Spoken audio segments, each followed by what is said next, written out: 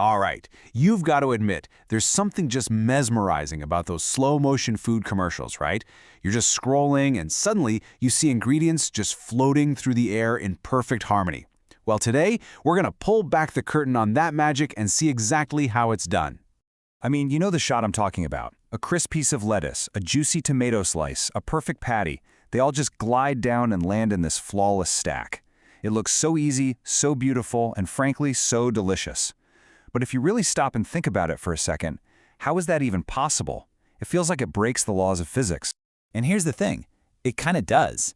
In the real world, gravity isn't some gentle, creative artist. No, gravity is chaos. If you just dropped a bunch of sandwich ingredients, you wouldn't get a masterpiece. You'd get a mess, a total mess. I mean, this is the gap we're talking about. On one side, you have the advertiser's dream, this beautiful, perfectly arranged creation. And on the other side, you have reality, a splattered, chaotic pile of food. So how on earth do they get from that messy reality to the perfection we see on screen?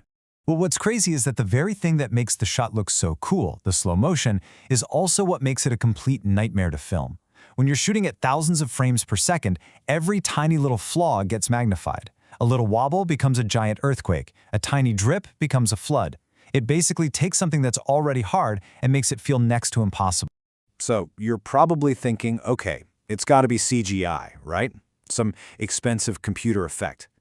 Surprisingly, no. The real solution is way cleverer and, honestly, a lot more impressive. It's a masterpiece of good old-fashioned practical engineering designed to tame that chaos. And folks, meet the hero of our story, the drop rig. This isn't something you can just go out and buy. Oh no. It is a completely custom-built machine, and it is designed for one and only one purpose, to hold every single ingredient exactly where it needs to be, and then let them all go at the exact same microsecond. So how does this beast actually work? Well, when you break it down, it's actually built on a pretty simple idea. First, you need a huge, super sturdy frame so that absolutely nothing wobbles. Then, every ingredient gets its own tiny little tray, holding it perfectly in midair. You know, a lot of people prefer this to CGI because it's still really hard for computers to fake the way light bounces off real food. But the real magic, the absolute secret sauce, is the release system. So now we're going to zoom in. We're going from this big, hulking machine to the tiny, almost invisible detail that makes the whole thing tick. Because getting a dozen different things to all drop at the exact same nanosecond, that takes some serious precision. So how do they do it? You can't just have a bunch of people standing around pulling levers, right? I mean, human reaction time is way too slow, way too inconsistent. You need a system that is perfectly synchronized, perfectly instant, and works perfectly every single time. And the solution is kind of shockingly low-tech. Each one of those little trays holding an ingredient is suspended by a single taut piece of string. That's it. Just plain old string.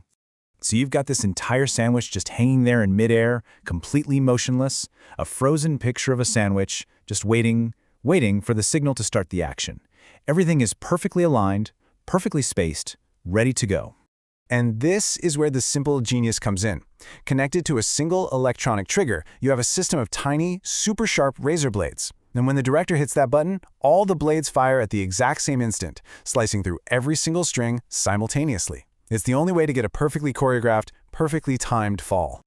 It's just like one special effects director said. This whole thing is really a blend of two different worlds. You've got the cold, hard precision of the engineering on one side, but you also have the pure, hands-on artistry of arranging the food just so, getting the lighting perfect, and knowing exactly when to hit that button. So, we've seen all the crazy engineering, the nuts and the bolts, the strings and the razors. But how does all of that technical stuff come together to create that final, beautiful piece of art we see on screen? This is the part that just blows my mind. A crew can spend over 12 hours, an entire day, just on setup, tweaking things, calibrating, using tweezers to place a pickle, adjusting a light by a millimeter, all of that effort for a shot that lasts maybe 2 seconds in the final ad.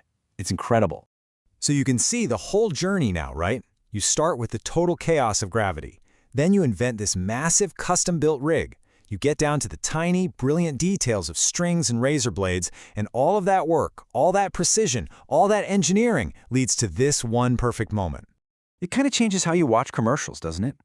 So the next time you see that perfect splash of milk, or that piece of fruit falling just right, or that impossible sandwich, maybe you'll see more than just the product. Maybe you'll see the invisible strings, the hidden machines, and all the incredible artistry that goes into making that one perfect moment. Thanks for watching.